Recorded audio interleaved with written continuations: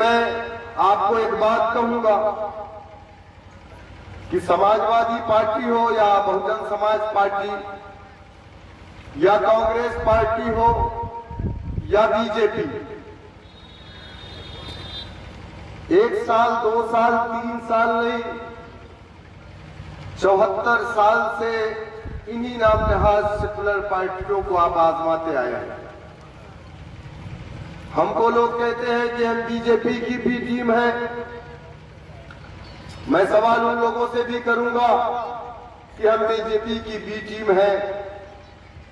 आइए आमने सामने बैठ करके डिबेट कर लेंगे, और अगर आप ये साबित कर दोगे कि हम बीजेपी की बी टीम है तो मैं वादा करता हूं कि मैं सियासत से दूर हो जाऊंगा।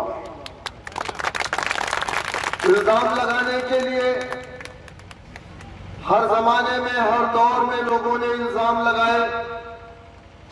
अल्लाह के रसूल सल्लल्लाहु अलैहि वसल्लम के ऊपर जब जिब्राइल वही लेकर के आते थे, दूसरे कबीले के लोग कहते थे, अरे ये तो शायर है, रात में लिखता है, सुबह को सुनाता है।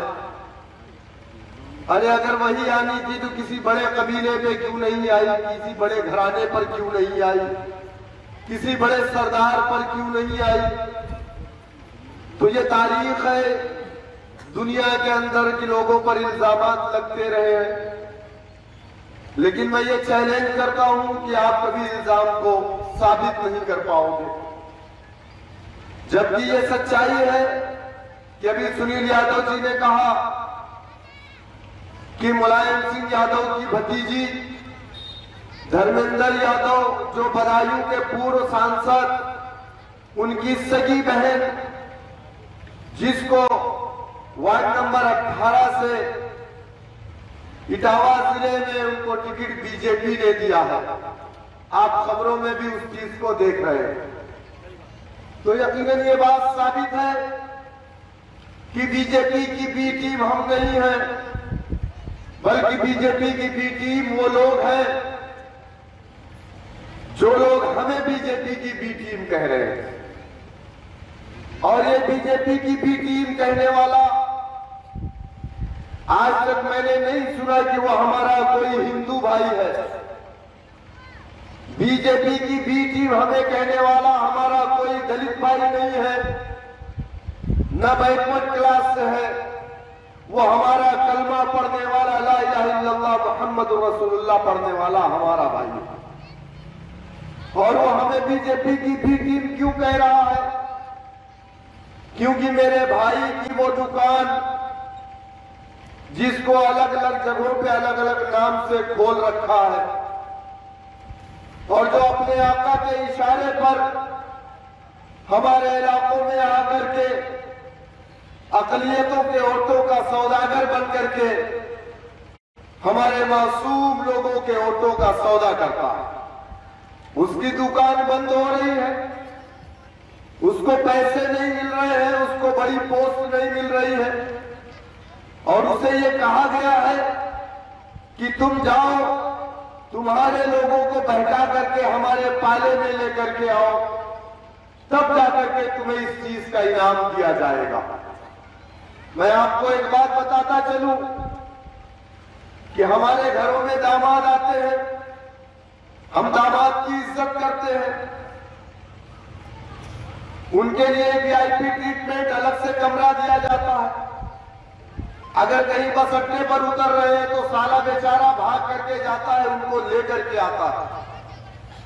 1 दिन 2 दिन 3 दिन हमारे दूल्हा भाई हमारे घरों पर रहते हैं, इज्जत मिलती, सम्मान मिलता, उनकी पसंद के अच्छे से अच्छे खाने खिलाए जाते हैं।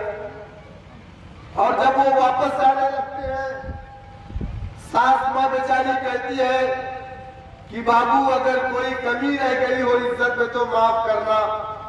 और जाते जाते सास और ससुर दोनों लोग उनकी पॉकेट में 1000 और 500 रुपए भी डाल देते। होता है कि नहीं भाई? होता है, बताइए आप। दामाद की इज्जत हमारे यहाँ, हमारे देश में बहुत है, चाहे वो दामाद किसी लायक ना हो, लेकिन उसको इज्जत बहुत मिलती है। लेकिन जिस घर में दामाद को इज्जत मिलती यानी अपनी ससुराल में, उस ससुराल में जब अचल और चल संपत्ति का बंटवारा होता है, उस दामाद को कभी हिस्सा नहीं मिलता। समाजवादी, बहुजन समाज, कांग्रेस, बीजेपी के लोगों ने हमें दामाद तो बनाया, रमजान के महीने में रोजा हमने रखा, लेकिन हमने अजान होने पर खजूर इनके मुंह में डाली, हमने इनको इज्जत दिया, ये हमको इज्जत दिए दामाद की तरह। लेकिन जब हिस्सेदारी देने की बात आई तो इन्होंने अपनी नाकारा औलाद को हिस्सा दिया, कभी दामाद को हिस्सा नहीं दिया। अब आपको तमाम को ये फैसला करना है 15 तारीख को कि आप 3 दिन की इज्जत चाहते हैं या इस मुल्क के अंदर बावकार बाइज्जत कौम बनकर के जिंदगी को गुजर और बसर करना चाहते थे। ये फैसला आपका है। मैं आपको बताता चलूं, 1947 15 अगस्त को हमारा वतन अजीज आजाद हुआ। हमारा मुल्क 15 अगस्त 1947 को आजाद हुआ। दिसंबर 1947 में उत्तर प्रदेश के लखनऊ के रेपायाम क्रम में मुसलमानों का एक कन्वेंशन बुलाया गया, जिसकी सदारत मौलाना अबुल कलाम आजाद कर रहे थे और हिंदुस्तान के तमाम दानिश्वर मुसलमानों को इकट्ठा किया गया और कहा गया कि मुसलमानों, तुम अपनी कोई सियासी पार्टी मत बनाना। इस मुल्क के अंदर 2 सियासी पार्टियां हैं, एक मुस्लिम लीग, दूसरी कांग्रेस पार्टी है। मुसलमानों ने अपने बड़ों की बातों पर लब्बैक कहा। हमारे बड़ों ने कहा मुस्लिम लीग तुम्हारी पार्टी नहीं है, हमने लब्बैक कहा। हमारे बड़ों ने कहा मुस्लिम लीग के कायदीन तुम्हारे कायद नहीं है, हमने लब्बैक कहा। हमारे बड़ों ने कहा कांग्रेस पार्टी तुम्हारी पार्टी है, हमने लब्बैक कहा। हमारे बड़ों ने कहा कांग्रेस पार्टी के लीडर तुम्हारे कायद हैं, हमने लब्बैक कहा। हमने कांग्रेस पार्टी के झंडे को, झंडों को अपने कंधों पर रखा, जिंदाबाद के नारे लगाए। 1 साल, 2 साल, 3 साल नहीं, हमने कांग्रेस पार्टी को वोट दिया, नोट दिया, सपोर्ट किया और 60 साल तक इस मुल्क की जो सबसे बड़ी कुर्सी होती है यानी वजारत उज़्मा पर कांग्रेस पार्टी को बैठने का मौका दिया। हमने नेहरू को अपना कायद माना, हमने राजीव को अपना लीडर माना, हमने इंदिरा को अपना कायद माना, हमने सोनिया गांधी को अपना लीडर माना। लेकिन क्या यह सच्चाई नहीं है कि इस मुल्क के अंदर आजादी के बाद अगर सरकारी नौकरियों में आप आंकड़ा देखेंगे तो मुसलमान 34% हुआ करता था, लेकिन आज महज 74 सालों के बाद इस मुल्क के अंदर अगर आज हम और आप सरकारी नौकरियों में 1% भी नहीं है, सवाल यह है कि उसका जिम्मेदार कौन है। इस मुल्क के अंदर आजादी के बाद हिंदू मुसलमानों के दरमियान में दंगे करवाए गए। मैं कभी ये नहीं कहता कि दंगे हुए, बल्कि मैं हमेशा यही कहता हूं कि दंगे करवाए जाते हैं। हिंदू और मुसलमानों के बीच में दंगे करवाए गए और खास करके उन इलाकों में दंगे करवाए गए जहां मुसलमानों की समाजी, सियासी और माशी हालात बेहतर थे।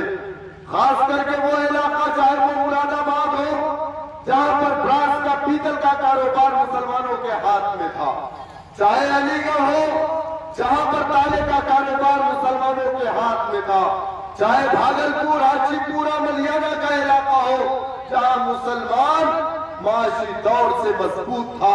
उन इलाकों में दंगे करवा करके मुसलमानों की मैशत को तबाह बर्बाद कर दिया गया।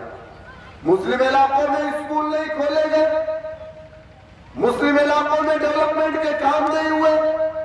हमारे इलाकों में स्कूल खोलने की बात आती है तो पुलिस स्टेशन खोले जाते हैं। हमारे इलाकों में हॉस्पिटल खोलने की बात आती है तो करीब में शराब की दुकान खोली जाती है। हमारे इलाकों में डेवलपमेंट करने की बात आती है तो शराब के जुए खाने खोल दिए जाते हैं। हम पढ़ना नहीं चाहते, ऐसा लोग सोचते हैं, हम पढ़ना चाहते हैं। लेकिन हमारे हालात को, हमारी माशी हालात को इस कदर तबाह बर्बाद कर दिया गया कि मुसलमान जब हमारे बच्चों का वक्त होता है तालीम हासिल करने का, उनके हाथ में कलम होनी चाहिए। वक्त की हुकूमतों ने हमें मजबूर कर दिया कि हमारे हाथों में कलम नहीं है, बल्कि होठों में पोछा मारने के लिए हुकूमत ने हमें साथी पकड़ा दिया।